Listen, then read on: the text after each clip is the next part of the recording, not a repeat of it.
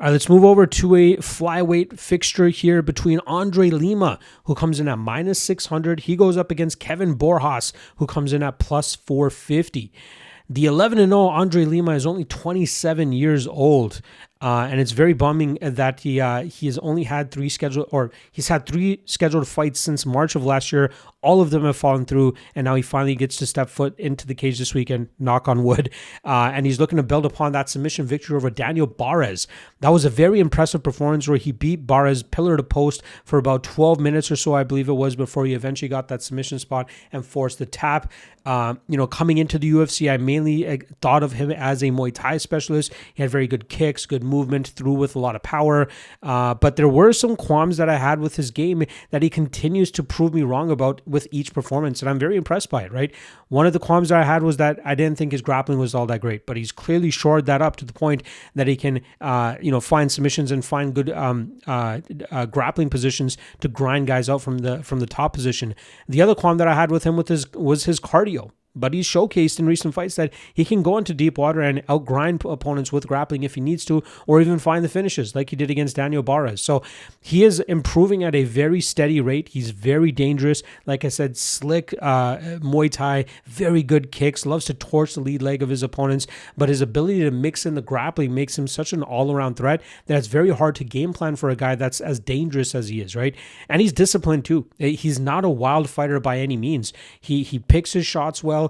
He knows when he needs to get to the grappling. He knows when he needs to kind of clinch his opponent and slow things down a little bit.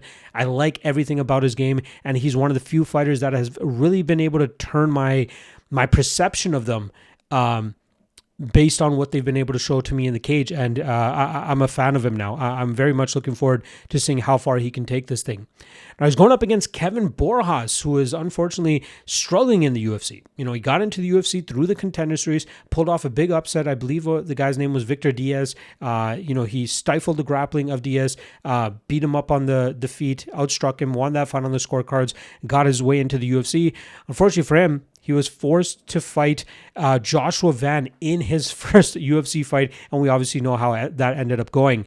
He followed that up by getting knocked out by Alessandro Costa. Then he picked up his lone UFC win so far, which was a very solid performance against Ronaldo Rodriguez. That was a fight where he was clearly on the back foot the entire fight, but he was countering Rodriguez very well. He hurt Rodriguez on numerous occasions in that fight. He has some sneaky power of his own, and he's more than capable of putting guys away. But I was very impressed with what we saw from him off of his back foot in that fight. Then, unfortunately, he was unable to do it against Sumadarji. Sumadarji, way slicker of a striker. We even saw Borjas go for a few takedowns and fail on those spots, and then Sumadarji really just started to run away with it. And then the Imanol Rodriguez fight. Borjas nearly finishes Rodriguez in the opening minutes of that fight, but then gets taken down with 3 minutes left in that first round, and he has no way of getting back to his feet. The second round, we saw Rodriguez really start to walk Borjas down, landing big combinations of his own, and then he eventually found that big shot to put Borjas down, who seemed to be gassed out. The cardio was completely drained, and we saw Rodriguez get the TKO finish there. So very impressive work from the Mexican fighter. This is a must-win position for Borjas, who is 28 years old, now is 1-4 in the UFC. Not a great record, and not a record that often keeps a fighter on the roster to begin with. At his best, he's a good striker, stinging power, but his cardio is a bit of a question mark. His grappling is a bit of a question mark, and I think he's going to get all of those things tested this weekend as he goes up against Andre Lima. I think Lima is just better everywhere. Now, not saying that Borjas can't land a big counter of his own and find a way to get a finish himself. It's possible, right? If Lima, has a little bit of a mistake, Borjas will definitely make him pay for that. Borjas will have a 1-inch reach advantage, but will be at a 2-inch height disadvantage, which is kind of weird to me. I actually thought Borjas was a taller fighter, but I guess I'm wrong.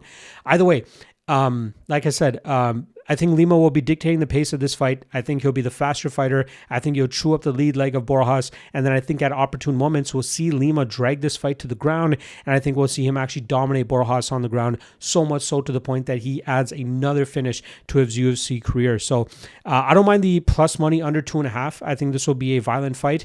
The spots that could make things a little bit sweaty if you're taking the under is if Lima gets to that grappling and doesn't really progress to dominant positions to try to get the finish.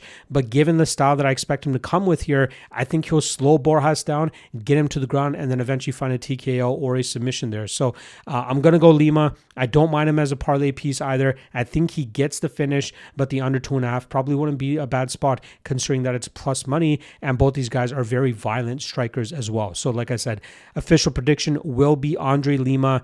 I'm going to say, I'm just going to say inside the distance. I think it's equal whether he gets a submission or KO.